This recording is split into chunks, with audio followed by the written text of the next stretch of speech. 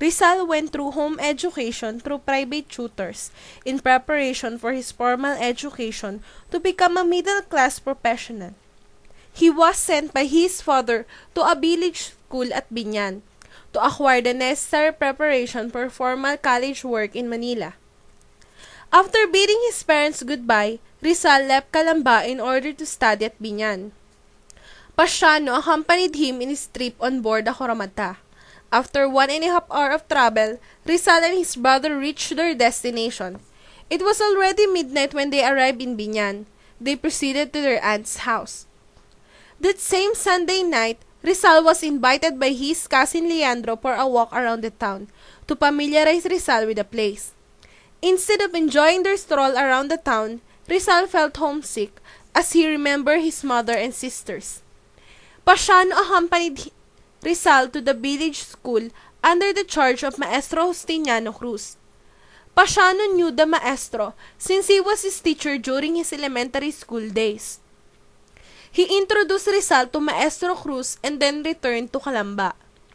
Rizal was immediately given a permanent seat by his teacher. He was asked whether he knew Latin and Spanish. Rizal responded by saying that this knowledge of those two languages was quite very scanty. Pedro, the son of Maestro Cruz, laughed at Rizal's answer and made fun of him. This was something he did not forget. That is why during their lunch break, Rizal challenged Pedro to a fight. Pedro acceded, and to the surprise of his classmates, Rizal defeated Pedro in an arm wrestling match. Rizal's victory over Pedro made him popular in class. As a consequence, many of his classmates challenged Rizal in an arm wrestling duel.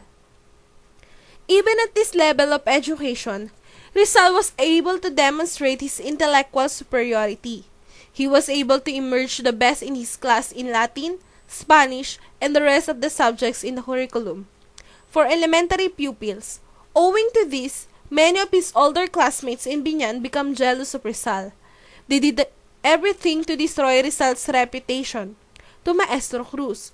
Rizal, then, became involved in numerous school brawls. Thus, he was always required to lie down on the bench to receive from 5 to 6 blows almost every day. Rizal did not enjoy his schooling at the village school under Maestro Justiniano Cruz. In fact, he did not even like his teacher, who he described as a tall man with a long neck and a sharp nose and a body bent slightly forward. Although Rizal did not like his mentor, he considered him an expert in Latin and Spanish grammars.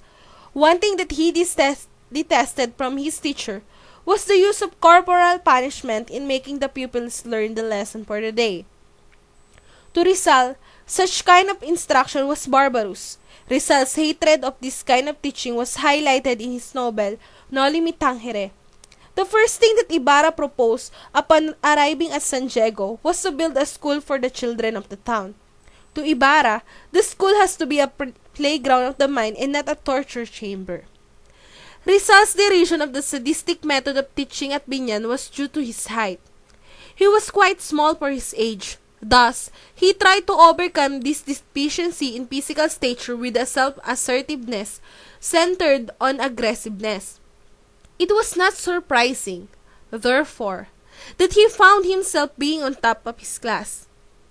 Based on Rizal's memoirs as a student, it was made clear that he led a very systematic and disciplined life. As early as 4 o'clock in the morning, he was already on his toes to attend the Mass. After hearing the Mass, he had to go home and study his lessons. After these initial activities, he had to take his breakfast and then attend his morning class until 10 o'clock. Then he went home for lunch. After resting for an hour, he had to return to school for his afternoon classes from 2 o'clock to 5 o'clock. At 6 o'clock, he had to pray with his cousin and then study for a while. After supper time, when there was a moon, he played with his nieces in the street. While pursuing elementary schooling at the village school, Rizal also took painting lessons under Maestro Cruz's father-in-law, the old Juancho. Since Rizal had an inclination towards painting, he spent his leisure hours at the studio of old Juancho. He was given free lessons in painting and drawing. The old painter noted Rizal's talent in painting. Eventually, Rizal became an apprentice of the old painter. The rigorous life that Rizal had as an elementary pupil at the village school equipped him with the competencies for secondary schooling in Manila. Moreover, it strengthened both his body and soul as a young lad. Rizal returned to Calamba after receiving a letter from his sister Saturnina. He returned to his hometown on December 17, 1870. Before leaving Biñan, he made his last visit to the town church and bade farewell to Maestro Cruz and his classmates. After 1.5 years of schooling in Biñan, he will be seeing his parents again. Rizal was so excited because he was going home by himself on board a steamship named Talim. He was overjoyed upon seeing his personal servant waiting for him with a carriage. He felt very happy since he will be living in his own home with his own family.